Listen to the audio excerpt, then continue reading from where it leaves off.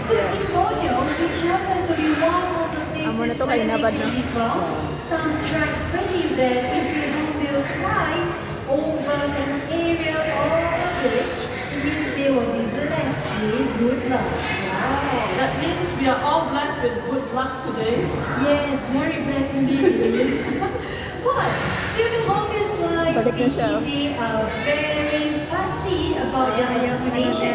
Now it Ganda, has to be yung hugad spacious niya. and have a chimney so that they can escape if they want to. Then the real hornbill bring her mind and she'll make sweet mashed fruits. And guess what? Even her own trumpets to make a strong seal. With that, everyone, let's welcome her mate Sunny, another great fine hornbill. Here he comes.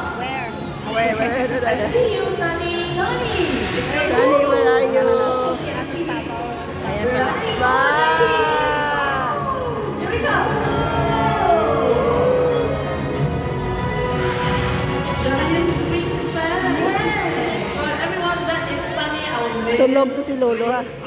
hornbill. Right now, he's gathering on. Watch out. Oh, look, he's feeding her now. If you cannot see this up close, just look at the screen, shall we? Oh, that's actually the female checking out the nest hole, and only if she likes it, then she will hop right in. She goes. That's the male feeding the female through that small gap. Oh, good job, Sunny.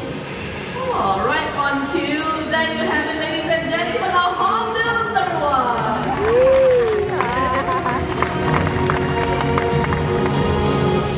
But everyone, sadly, hornbills, they are now under threat.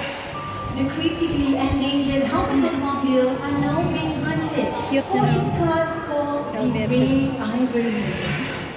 So what happens with elephants are now happening to these beautiful birds. Now I am here as One Line Nature supports conservation efforts to protect these critically endangered Hamilton hornbill.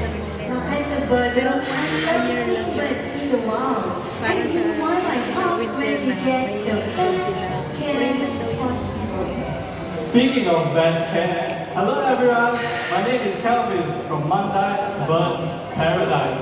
Now, my team and I work hard to keep our birds enriched, engaged, and active. Now, in a very short while, I'll be introducing you to some of our beautiful conures. Now, birders, guys, are you ready? Looks like we're ready. So let's keep our eyes right up there, and let's welcome our beautiful conures. Now, this is an enrichment device called a multi fist. It is ropes cut into knots. That's a cute. And in this knot, we have hidden treats for the birds to forage.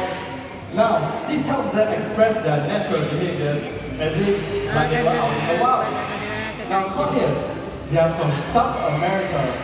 Once widespread, they are now endangered. Over 800,000 of them. Pero may nakita ko na sa ano yung nature park. Amo na, oh. Every Malupad. year. Nag-sugar In cane fact, din siya. there are more conures in people's homes than in the wild. Now these conures, as you can see, they are social creatures, which means they prefer to stay in a flock. So please, do not treat them as pets. Now, Ganyan kanina, on this di ba, monkey yung picture, nandun sa ano? we have two types of conures. We have the Jande conure, which is the greener feather, and the sun conure, which Balik- goes on balik na yellow sila. feather. Cute na, talino So the dito. conures have No. really made their way back. Tapos na, Let's give balik them a na big sila. hand, everyone. Yee! Thank you very much, Calvin, for sharing some enrichment insights for our resident audience. Well, Eileen, before we carry on, should we push into Hades' side?